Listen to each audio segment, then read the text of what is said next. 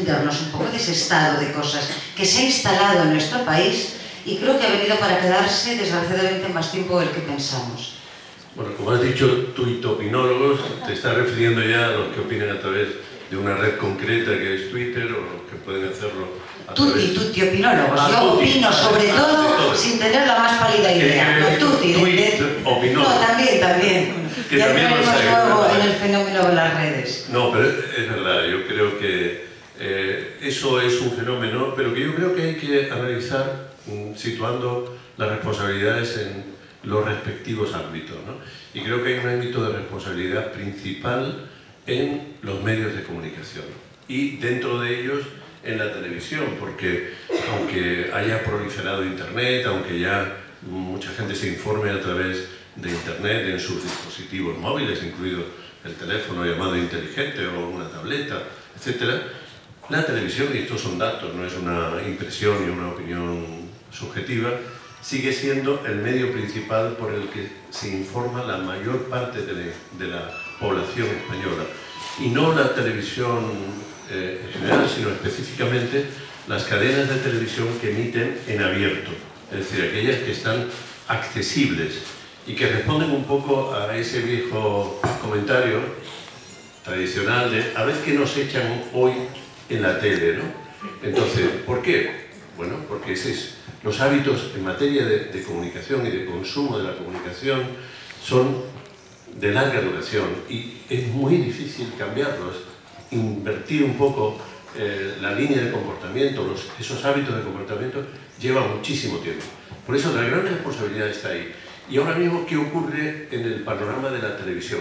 Por ser concreto, pues que mientras ha habido un tiempo, yo creo, en el que hubo una preocupación por cuidar los contenidos, desde hace, no sé si situar con exactitud, pues no sé, 5, 6, 8 años. Quizás 10 o 12. Quizás 10 o 12, por eso digo, ahí, esa frontera es sutil, ¿no? Pero ha habido un momento, que además se puede marcar por las leyes que están vigentes o por las leyes que han dejado de aplicarse, en que la televisión circula, digamos, sin ningún tipo de control.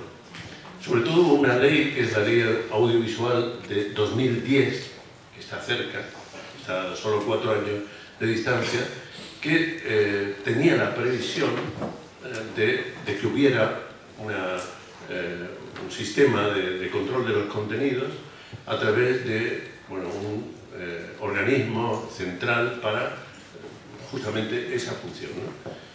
Que era el Centro Estatal de Medios Audiovisuales, se conocía por sus siglas, el CEMA, era una parte muy importante de la ley audiovisual de 2010. Hubo un cambio de gobierno y con ese cambio de gobierno la ley quedó, digamos, obsoleta de una manera automática y fue sustituida, como ha ocurrido en otros ámbitos en el tiempo reciente, por una serie de decretos leyes. Y lo que iba a ser un organismo específico para el control de los contenidos televisivos, bueno, pues ha desaparecido y solo hay una persona dentro de un organismo de control en el que se controlan los aeropuertos, se controlan temas, de los temas más diversos que uno se puede imaginar. Con lo cual, ¿qué ocurre? Por un lado, la televisión pública no está en este momento respondiendo al consenso de las fuerzas políticas representadas en el Parlamento, sino que está gestionada con un planteamiento, digamos, exclusivo de la fuerza que tiene la mayoría absoluta, en este caso del Partido Popular, y por otra parte, las televisiones privadas no responden ante nadie ni ante nada. Solo responden ante el poderoso caballero que es don Dinero. Bien, pero fíjate, hay una formalidad que se llama Comité de Autorregulación, en el que supuestamente deben rendir cuentas cuando hay una protesta de las asociaciones de consumidores o de alguna entidad, por ejemplo, de defensa de la infancia, porque se transgreden los horarios de protección infantil, etc.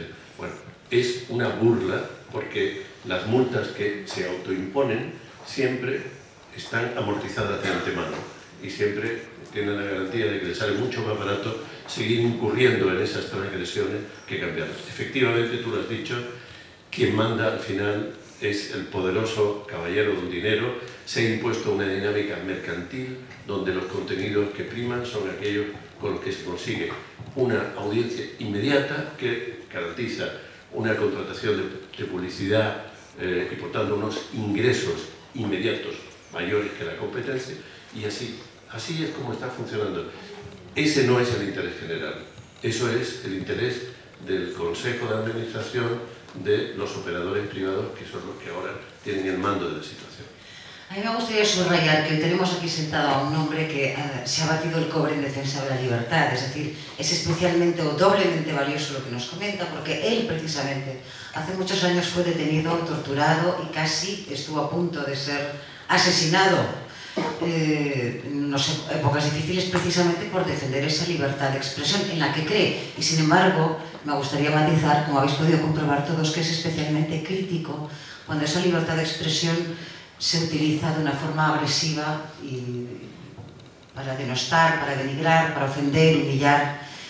No sería tan grave si nosotros fuéramos personas formadas. El amarillismo ha existido siempre, pero yo tengo la sensación, y es una vieja discusión, de que los jueces son susceptibles también, ahora, a la opinión pública. No creo que sean tan independientes como ellos sospechan que son.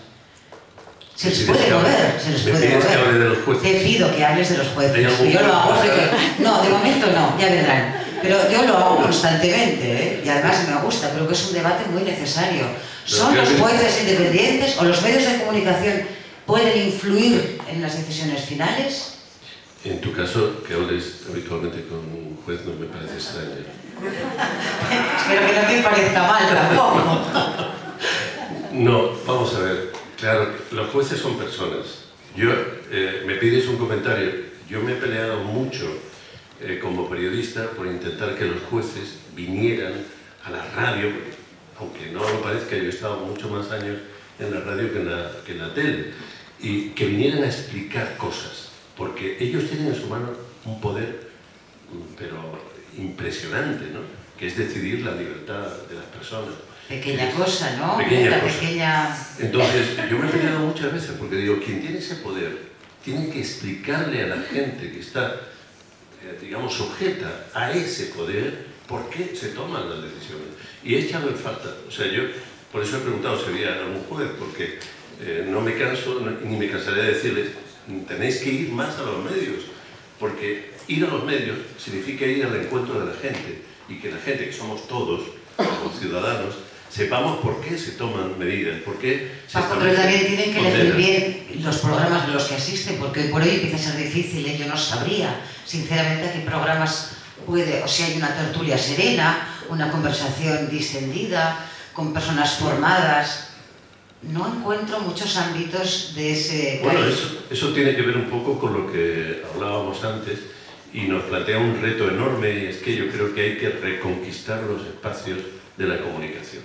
Y hay que, además, reconquistar el terreno de la inteligencia colectiva, porque hay una cosa terrible cuando se denigra el comportamiento de la gente y se trata de justificar la existencia de eso que se llama televisión basura, diciendo, pero es que es lo que a la gente le gusta, es lo que la gente consume. Entonces se pone la responsabilidad en el lado de la gente. Eso es una barbaridad. A la gente, cuando se le da un contenido de calidad, un contenido interesante, está ahí.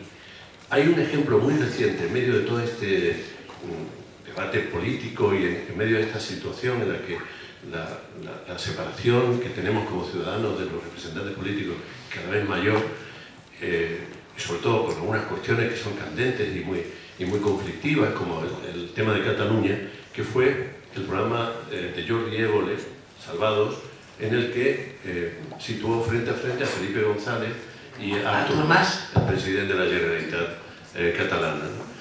Fue, bueno, pues una demostración, primero, de que se puede hablar, de que hablando, como decían nuestros mayores, se puede entender la gente mejor que de otra manera, y que además, cuando los espectadores asisten a ese espectáculo, que merece la pena de ser llamado espectáculo, pero es que es un espectáculo digno, pues no solo no se aburren, sino que están ahí de una forma masiva. Tuvo una audiencia formidable. mucho mayor que la del sálvame de la sobremesa. Ya pareció Sálvame, Lo cual inevitablemente. quiere decir, la inteligencia colectiva es nuestro mejor bien como seres humanos, como sociedad. Yo no me cansaré de decirlo, pero no porque sea un optimista ni porque quiera decir cosas para regalar los oídos, ¿no? Sino porque de verdad que en mi experiencia, sobre todo en la radio, cuando hacíamos un programa en Radio Nacional y tratábamos cualquier tema, de repente abríamos micrófonos, y esto hace años, ¿no? Porque esto de abrir los micrófonos afortunadamente es posible desde que tenemos democracia y hace ya de esos unos años, ¿no? Siempre salía alguien que te sorprendía. Y no era un superingeniero ni un catedrático, era muchas veces una ama de casa de un rincón del país que con sensatez te decía, pues yo creo tal, creo cual, ¿no? La inteligencia colectiva existe, es posible, y con ella podemos ir, pero muy lejos en este país. Yo creo en ella.